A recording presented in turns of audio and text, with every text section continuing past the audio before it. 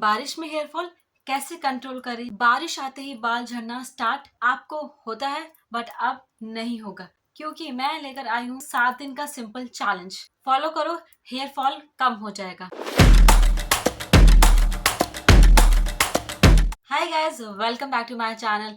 कैसे आप सब लोग? आई होप आप लोग बहुत अच्छे होंगे। मेरे चैनल पे हम बालों और स्किन का असली केयर करते हैं, बिना केमिकल के, वो भी घर के सिंपल हैक्स से। So let's start the video without any further deal. So आज मैं आपके साथ शेयर करने वाली हूँ monsoon hair fall routine for 7 days, जिसको आप फॉलो करके अपना हेयर फॉल काम कर सकते हैं इस मॉनसून के वेदर में। एंड आई प्रॉमिस आपको इससे अपने बालों में फर्क दिखेगा। सो वीडियो को एंड तक जरूर देखना। एंड अगर मेरे चैनल पे न्यू है then please do subscribe to my channel. और अब हम बढ़ते हैं अपने रूटीन की। सबसे पहले हम ये बात करेंगे कि मॉनसून से हमारा हेयर फॉल क्यों होता है। बारिश में ह्यूमिडिटी एंड फंगस सबसे बड़ी प्रॉब्लम है।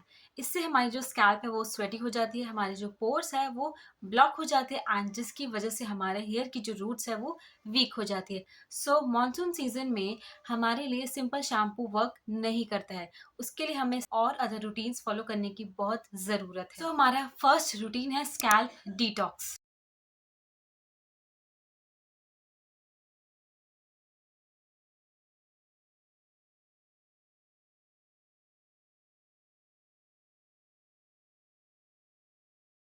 आपको लेना है 1 कप गरम कोकोनट ऑयल। उसके अंदर डालना है 2 ड्रॉप।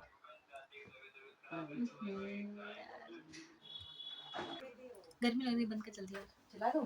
अरे एक यार वो आवाज ले नहीं ले आएगी। छोटा फैन ऐसे करना है। जाना यार, इतनी मेहरबान मत बन। मैंने तो एक वीडियो भेजी थी, याद देखी थी? आई कांटेक्ट उधर और सारी फिर देखिए, साम वो कैसे होगा? अच्छा वो बाद में, अभी बनाने टाइम की शॉर्टेज है।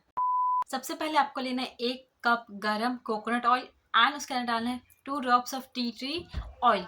देन आपको मसाज करना है अपने हेड पे, यानी स्कैल्प पे 10 मिनट तक, ठीक है। देन आप 1 घंटे बाद उसको धुल लीजिए। यूज करना है आपको माइल्ड शैम्पू। जो हमारा सेकेंड रूटीन है वो है हमारा एलोवेरा मास्क। इसमें आपको लेना है एक फ्रेश एलोवेरा जेल। उसमें ऐड करना है 1 स्पून कर्ड यानी दही। ओके, मिक्स कर लेना है दोनों को अच्छे तरीके से। फिर आपको उस मास्क को अपने रूट्स पे, यानी जो आपकी स्कैल्प वाली रूट्स है वहां पे उस मास्क को अच्छे से अप्लाई कर लेना है। देन सिंपली आपको 30 मिनट्स बाद उसको वॉश कर लेना है। इससे हमारी जो स्कैल्प है वो काफी अच्छे से नरिश हो जाएगी। जो थर्ड रूटीन है वो है कॉम्ब केयर। हम अपने बालों को अच्छे से कॉम्ब नहीं करेंगे या अच्छी कॉम्ब का यूज नहीं करेंगे तो उससे जो हमारे हेयर की जो स्ट्रैंड्स है वो हमारी वीक होना स्टार्ट हो जाएंगी, एंड उसकी वजह से हमारे हेयर में स्प्लिटेंस हो जाएंगे, एंड हमारे जो हेयर है बहुत ज़्यादा रफ एंड वेरी ड्राई हो जाएंगे। आपको एक अच्छा सा कॉम्ब लेना बहुत ज़रूरी है, इससे हमारे हेयर की हेल्थ दिखती है। आप ले सकते हैं वुडन की कोम। वुडन कोम बहुत हेल्पफुल होती है। आपको वुडन कोम यूज़ करनी चाहिए। अगर आप अब तक यूज़ नहीं करते आए तो आपको उसको एक ट्राई ज़रूर देना है। वुडन कोम आपको डेफिनेटली खरीदनी चाहिए, एंड आपको उसको यूज करना चाहिए। आपको देखना चाहिए कि उसका क्या रिजल्ट है आपके हेयर्स में। आपको एटलीस्ट ट्राई करना चाहिए। आपको कभी भी गीले बालों में कंघी नहीं करनी चाहिए, बिकॉज गीले बाल हमारे सबसे ज्यादा वीक होते हैं अगर हम उनमें कंघी कर लेते हैं, ठीक है। तो आपको हमेशा याद रखना है, जब भी आपके बाल गीले हो आफ्टर वॉश, आपको अपने हेयर्स को बिल्कुल भी बिल्कुल भी कॉम्ब नहीं करना है, ठीक है। उसको अच्छे से ड्राई होने देना है, देन आप उसको कॉम्ब कर सकते हैं। इसी में आप यूज कर सकते हैं हेयर टाइज। आपको यूज करने हैं बहुत लूज वाले। आप यूज कर सकते हैं स्क्रंचीज या फिर बहुत लूज वाले रबर बैंड्स, ठीक है। स्क्रंची मैं बहुत सालों से यूज कर रही हूँ, लाइक बहुत ईयर्स हो चुके हैं। साल ईयर एक ही होता है। तो स्क्रंचीज जो होते हैं वो बहुत अच्छे होते हैं। उसका जो फैब्रिक होता है वो भी बहुत अच्छा एंड वेरी सॉफ्ट होता है, ठीक है। जब आपने स्क्रंची को अपने हेयर से अनटाई करते हैं तो उसमें से हमारा जो हेयर है वो नहीं निकलता, बिकॉज हमारा जो लाइक स्क्रंची है वो बहुत सॉफ्ट होता है। उससे हमारा हेयर जो है ब्रेक आउट हमारे हेयर्स में नहीं होते। अगर आप अभी तक रबर बैंड्स यूज करते आ रहे तो उसको हटा दीजिए, एंड उसकी जगह आप यूज कर सकते हैं स्क्रंचीज, जो कि बहुत बेनिफिशियल होते हैं और बहुत अच्छे होते हैं। स्क्रंचीज वाला जो एक्सपीरियंस है मेरा बहुत अच्छा रहा है। पहले मैं हेयर टाइज यूज़ करती थी, एंड उसकी वजह से मेरे बालों में लाइक मेरे हेयर टाइज में काफ़ी सारे हेयर्स निकलते थे। बट जब से मैंने स्क्रंची यूज़ करना स्टार्ट किया तब से मेरे हेयर फॉल जो भी है वो रिड्यूस हो चुका है। फोर्थ रूटीन है हमारा हेयर वॉश हैक। हेयर्स को वॉश करते हैं तो आपको यूज़ करना माइल्ड शैम्पू, जो कि बहुत एक माइल्ड हो जिसमें ज़्यादा केमिकल्स, ज़्यादा सल्फेट्स ना हो। एंड आपको ये याद रखना है, जो भी आप शैम्पू यूज़ कर रहे हैं वो सल्फेट फ्री हो, उसके अंदर केमिकल्स एंड सल्फेट्स ना हो। जब आप अपने बालों को धुल लेते हैं शैम्पू से, फिर जो आपका जो लास्ट रिंस होना चाहिए वो नीम वाटर वाला रिंस होना चाहिए, ठीक है। उससे क्या होता है, हमारे बालों में जो भी अच्छे से न्यूट्रिशंस हमारे हेयर लेंथ को मिलती है, एंड हमारा जो मॉनसून में हेयर फॉल जो बढ़ जाता है उसकी वजह से वो हमारा स्लो डाउन हो जाता है, हमारा hair fall. So the fifth routine is diet focus. हमें अपने बालों को अगर अच्छा बनाना है तो हमें अपनी डाइट का भी ध्यान रखना चाहिए। आप ले सकते हैं 1 बाउल स्प्राउट्स, और उसमें साथ में थोड़े से सोक्ड नट्स आपको डेली खाने हैं, और साथ में 2 से 3 लीटर आपको वाटर डेली पीना है। इससे हमारे जो हेयर की हेल्थ है वो भी अच्छी रहेगी, साथ में हमारी स्किन की भी जो हेल्थ है वो भी अच्छी रहेगी। So one thing and many benefits, ठीक है। सो आपको डेली मॉर्निंग में इन सारी चीज़ों का इंटेक करना है, एंड इससे जो आपकी हेयर की जो हेल्थ है वो definitely it will gonna be very perfect. So the sixth routine is overnight hair wrap. रात में सोने से पहले अगर आपकी जो स्कैल्प है वो ऑयली ना हो, तभी आप इस रूटीन को फॉलो कर सकते हैं। बादाम का जो तेल है उसको गर्म कर लेना है, उसके अंदर डालना है 2 ड्रॉप्स ऑफ रोजमेरी ऑयल, ठीक है। एंड आपको अपने स्कैल्प पे अच्छे से मसाज करना है। फिंगर टिप्स की हेल्प से आपको 2 से 3 मिनट्स तक अपने स्कैल्प की मसाज करनी। देन आप कॉटन का क्लॉथ ले लीजिए, उससे अपने हेयर्स को रैप कर लीजिए, एंड आप उसे ओवरनाइट रहने दीजिए।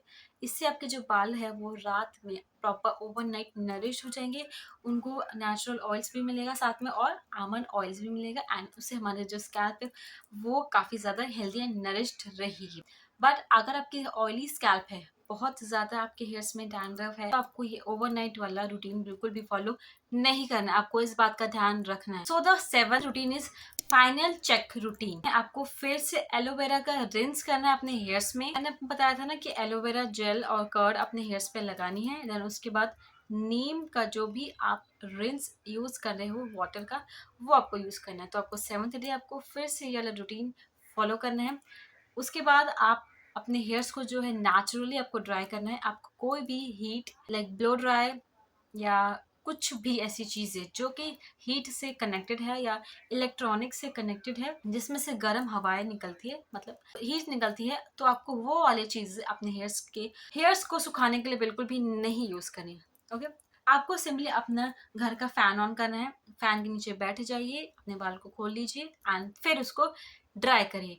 आपको बिल्कुल भी ब्लो ड्राई नहीं यूज़ करना है, because it will make your hair worse. आप या तो धूप में बैठ लीजिए या तो आप बाहर बैठ लीजिए जहाँ पे बहुत ज़्यादा हवा चल रही है। तो आपको इन्हीं जगह पे अपने बालों को सुखाना है। No more use of heat. अगर आपको आपके बाल हेल्दी चाहिए, देन आपको हीट से अपनी दूरी बना लेनी है। ये तो थी हमारी last 7th day routine, but ये सिर्फ लास्ट नहीं, मैं आपको बताऊंगी आगे बोनस टिप जो कि बहुत इंपॉर्टेंट है। सबसे पहले आपको अपने बालों को टॉवल से रब नहीं करना है, क्योंकि जितना ज़्यादा आप अपने बालों को रब करेंगे उतना ज़्यादा आपके हेयर फॉल होने के चांसेस बढ़ सकते हैं। आपको सिंपली अपना अपने बालों को नॉर्मल कॉटन की टॉवल से पैट ट्राई करना है। जैसे मेरे हाथ में समझिए मेरा टॉवल है, ठीक है। तो हमें अपने हेयर्स को ऐसे लेना है एंड ऐसे ऐसे टैप करना है, ठीक है। टैप नहीं, पैट पैट करना है। इससे जो हमारे जो हेयर्स है वो जो बहुत ज़्यादा गीले होते हैं उससे वो हमारा हल्का सा ड्राई हो जाए, ठीक है। बहुत लोग होते हैं वो अपने हेयर्स को ऐसे ऐसे करते हैं ना, आई एम राइट, ऐसे ऐसे करते हैं ना अपने बालों को ऐसे ऐसे, तो इसको अवॉइड करना है। ये मैं लॉकडाउन से पहले मैं अपने बालों को इस तरीके से रब करती थी, वेरी रफली रब करती थी अपने बालों को। बट जब से थोड़ा दिमाग आया है एंड थोड़ी सी नॉलेज बढ़ी है, अपने हेयर्स को मैंने देखा है किस तरीके से वो रिएक्ट करते हैं, क्या उनका इफेक्ट पड़ता है, तब से मैंने अपने बालों को रब करना बिल्कुल छोड़ दिया। सिंपली पैट ड्राई करती हूँ एंड मैं अपने बालों को नॉर्मली बैठ जाती हूँ फैन के नीचे, अपने बाल को अच्छे से सुखाती हूँ। और जो भी आपके जो सबसे जो एंड होता है, ठीक है, हमारा हेयर का जो एंड होता है, जब हमारे ये बाल, जैसे समझ लीजिए हमारे ये बाल गीले हैं, ठीक है, तो उसमें से नीचे से पानी पानी ऐसे नीचे गिरता रहता है ना, तो आपको इस पानी को हल्का सा स्क्वीज कर लेना है, हल्का सा, ठीक है, ज़्यादा नहीं। और इस पानी को आपको नेचुरली ड्राई होने देना है, ठीक है। ये पानी यहाँ के जो हेयर्स है वो अगर खुद से अपने आप से सूखेंगे तो उससे हमारे जो हेयर की हेल्थ बढ़ सकती है, क्योंकि अगर हम यहाँ से अपने हेयर को रब करेंगे या फिर पैड ड्राई इधर के भी हेयर को करते हैं, तो हमारे जो यहाँ के जो बाल है वो स्प्लिटेंस आ जाते हैं, मेरी बहुत ड्राई हो जाते हैं। ठीक है, तो आपको ऐसे ही करना है, अपने हेयर्स को नॉर्मली ड्राई होने देना है without using any wrong things. एक और बोनस टिप, आप भी पिलो केसेस है उनको बदल लेना है। आपको यूज करना है सिल्क एंड सैटिन के पिलो केसेस। लाइक आपको अवॉइड करने हैं कॉटन के। ठीक है, कॉटन के, क्योंकि वो हमारे हेयर्स के लिए थोड़ा ज़्यादा रफ या वेरी हार्श हो सकते हैं। ठीक है, बाल है वो रात में हम सोते हैं तो हम लाइक टर्न्स लेते रहते हैं, तो उसकी वजह से हमारे बालों में फ्रिक्शन आ सकता है। सो आप यूज़ करेंगे सिल्क वाले पिलो केसेस, उससे हमारे बालों में रब नहीं होंगे और ना ही फ्रिक्शन होगा और ना ही उनसे हमारे बाल टूटेंगे। सो गाइज, ये था हमारा 7 दिन का रूटीन जिसको आपको फॉलो करना है, एंड इससे जो आपका हेयर फॉल है मानसून में 100% रिड्यूस हो जाएगा कुछ हद तक, एंड आपको इसके पॉजिटिव रिजल्ट्स भी देखने को मिलेंगे, क्योंकि जो भी सारे एक एक स्टेप्स है वो बहुत ध्यान में रख कर मैंने आपको बताया है कि कौन सी चीज़ें फॉलो करनी चाहिए हमें, और इनमें से काफ़ी सारी चीज़ें हैं जो कि मैं फॉलो करती हूँ और उसके जो रिजल्ट है वो बहुत पॉजिटिव है। आप इस रूटीन को 7 डेज तक फॉलो कीजिए एंड फिर आके कमेंट सेक्शन में बताइए कि क्या था आपका experience. So guys, that's it all for today's video.